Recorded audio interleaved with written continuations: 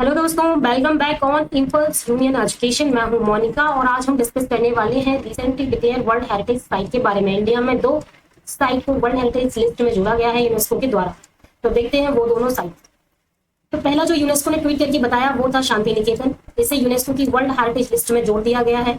और दूसरा जो ट्वीट करके बताया वो था होयसला एम्पायर से रिलेटेड उनके टेम्पल सेक्रेड एंसेम्बलेंस ऑफ होयसलास, क्योंकि तो इन दोनों को यूनेस्को की वर्ल्ड हेरिटेज लिस्ट में जोड़ दिया गया है। और इन्फॉर्मेशन के लिए बता दूं कि ये वर्ल्ड हेरिटेज कमेटी का 45वां सेशन चल रहा है, जो कि रियाद में कंडक्ट किया जा रहा है। रियाद यानी कि कैपिटल ऑफ सऊदी अरेबिया, वहां पर ही कंडक्ट किया जा रहा है और उसमें ये दोनों डिक्लेरेशन हुई है। तो चलिए अब जानते हैं शांति निकेतन के बारे में। शांति निकेतन की बात करें तो Shanti Niketan that is अबॉर्ड of peace, मतलब जहां पर शांति रहती हो। तो शांति निकेतन के जो फाउंडर थे वो महर्षि देवेंद्रनाथ टैगोर थे। लेटर इसे एक्सपेंड किया गया था इनके सन के द्वारा, रविन्द्रनाथ टैगोर जी के द्वारा, जो कि हमें आज ऐसा दिखाई देता है विश्व भारती। और यहाँ जहां पर ये बना हुआ है शांति निकेतन, उसे यूनिवर्सिटी टाउन भी बोला जाता है। ओके, ये वेस्ट बंगाल में है। इसे स्टैब्लिश किया गया था 1901 में देवेंद्रनाथ टैगोर जी के द्वारा। और शांति निकेतन एक रेसिडेंशियल स्कूल था, जैसे कि अभी होते हैं हॉस्टल स्कूल, उसी तरीके से थे। लेकिन इन्होंने जो ये खोला था शांति निकेतन, और जो ब्रिटिश के जो उस टाइम का जो आर्किटेक्चर था एजुकेशन का, उससे काफी डिफरेंट था। मतलब कि इसमें कोई रिलीजियस या फिर कल्चरल बाउंड्री नहीं थी। लेकिन ब्रिटिश के केस में आप लोग देखेंगे कि ब्रिटिश ने जो भी एजुकेशन दिया वो अपने पर्पज से दिया, मतलब उन्हें लेबर चाहिए जो उनकी बात समझ सके, इसीलिए उन्होंने इंग्लिश को इंट्रोड्यूस किया, क्योंकि इंग्लिश एजुकेशन आई और वो अपने हिसाब से दे रहे हैं। क्रिश्चियन जो मतलब कि क्रिश्चियन को जो फॉलो कर रहे हैं वो ठीक है, बाकी ठीक नहीं है। तो वहां पर थोड़ा रिलीजियस डिफरेंस भी है। लेकिन शांति निकेतन में ऐसा कुछ नहीं था।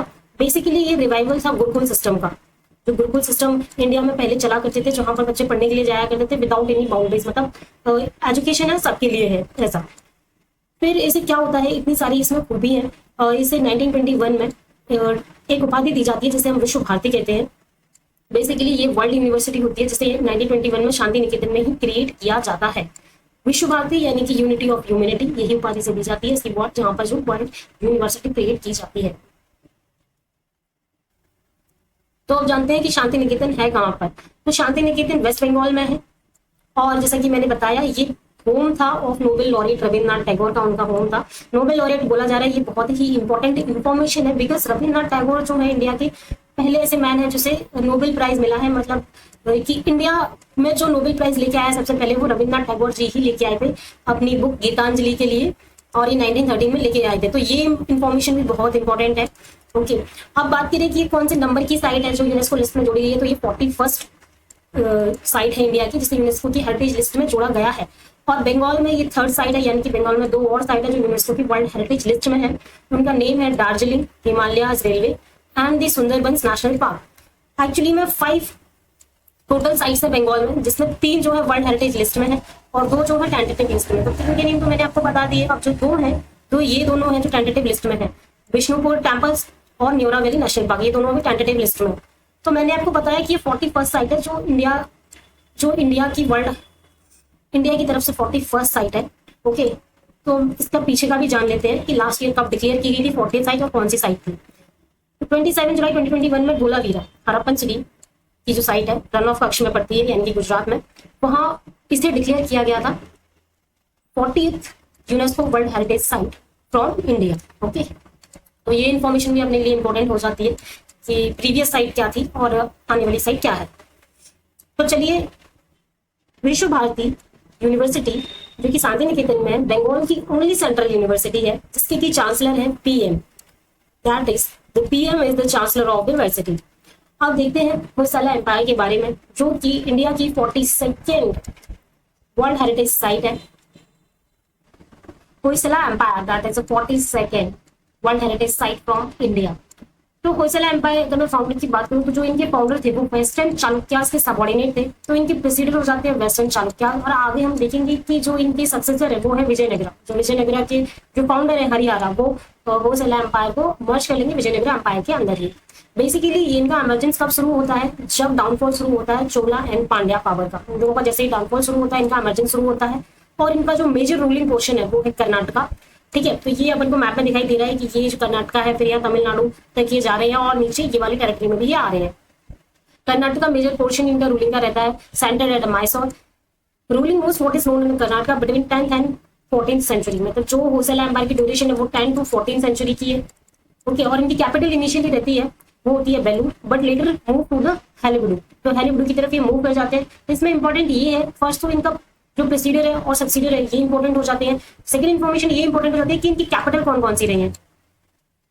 पता होना चाहिए कि पहले इनकी कैपिटल थी बेलूर और फिर लेटर ये शिफ्ट हो जाती है हेलीवुड में। क्यों हमें ये ध्यान रखना है, क्योंकि होयसला एम्पायर जिसके लिए फेमस है वो है इसका आर्किटेक्चर सिस्टम, मतलब जो टेम्पल्स इन्होंने बनवाए थे। बताया जाता है कि 100 सर्वाइविंग टेम्पल्स है और उनमें से जो सबसे 3 फेमस टेम्पल है वो ये 3 फेमस टेम्पल है जो उनकी कैपिटल्स में ही हमें मिलते हैं। दो तो है चिन्नकेश्वर टेम्पल, एक चिन्नकेश्वर टेम्पल सोमनाथपुरम में है और एक बेलूर में है, और एक होयसलेश्वर टेम्पल है जो मिलता है अपन को हेलीवुड में। तो ये तीनों टेम्पल्स है वो इनकी कैपिटल में ही है। तो हमें ये याद रखना है कि कौन सी कैपिटल है, कहाँ पर कौन सा टेम्पल है। ये है इनका आर्किटेक्चर सिस्टम जो उन्होंने बनवाया था। काफी कॉम्प्लिकेटेड और काफी अच्छा व्यू है। इसकी बात करें तो इसमें हमें देखने के लिए मिलते हैं बहुत ज्यादा एंगल्स, प्रोजेक्टिंग एंगल्स। जैसे कि ये देखिए यहाँ पर क्या है, यहाँ मतलब कि ये थोड़ा आगे फिर थोड़ा पीछे थोड़ा पीछे, इस तरीके से ये एंगल्स हमें देखने के लिए मिल रहे हैं। प्लस यहाँ पर इन्होंने जो शेप दिया ना वो बिल्कुल अलग है। अभी क्या चल रहा था, लोग बेस में जो शेप दे रहे थे, यानी कि इस तरीके से बेस बनाते थे स्क्वायर टाइप और उसमें मंदिर बना दिया करते थे। इन्होंने क्या किया, इसे डिफरेंट किया है। इन्होंने किया है इसे स्टार शेप, इस तरीके से इसे बनाया है और इसके ऊपर मंदिर बनाया है। तो इसीलिए इसे स्टेलेट प्लेन भी बोला जाता है। ठीक है, star plane of this temples star looking.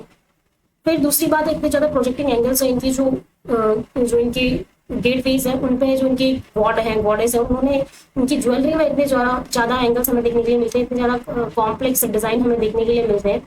तो वो इन्होंने पॉसिबल कर पाया है क्योंकि यहाँ पर एक स्टोन मिलता है जिसे हम कहते हैं सोप स्टोन, यानी कि सॉफ्ट स्टोन, फिर उसे काटना थोड़ा आसान हो जाता है। ठीक है, तो इसीलिए ये इतना ज्यादा फेमस है।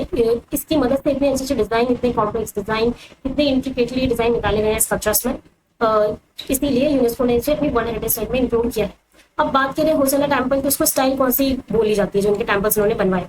तो बेसिकली इंडिया में 3 टाइप्स के जो टेम्पल्स हैं ब्रॉडली अगर हम देखें तो एग्जिस्ट करते हैं।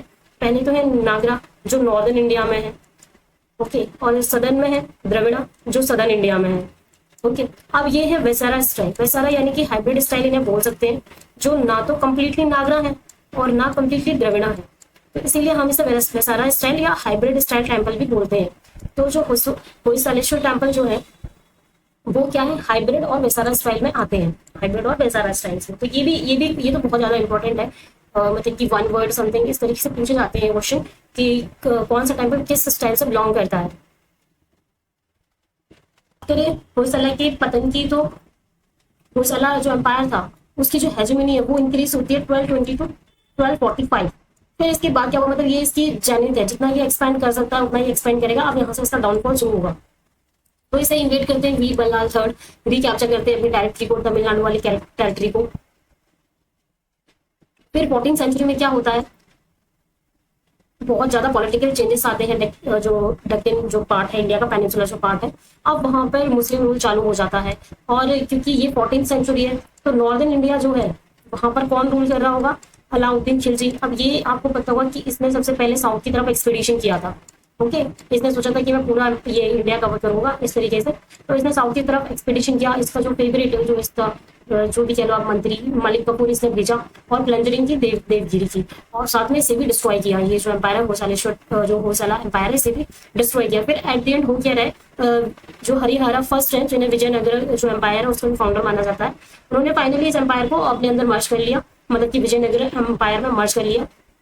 तो यही मैंने आपको इंग्लिश में बताया था कि होयसला एम्पायर के अगर मैं बात करूँ तो इसके प्रीसीडर हो गए वेस्टर्न चालुक्यास और सक्सीड इसे किया जा रहा है विजयनगर के एम्पायर के द्वारा। तो ये था यूनेस्को वर्ल्ड हेरिटेज साइट के बारे में जिन्हें रिसेंटली यूनेस्को ने लिस्ट में इंक्लूड किया है। Thank you.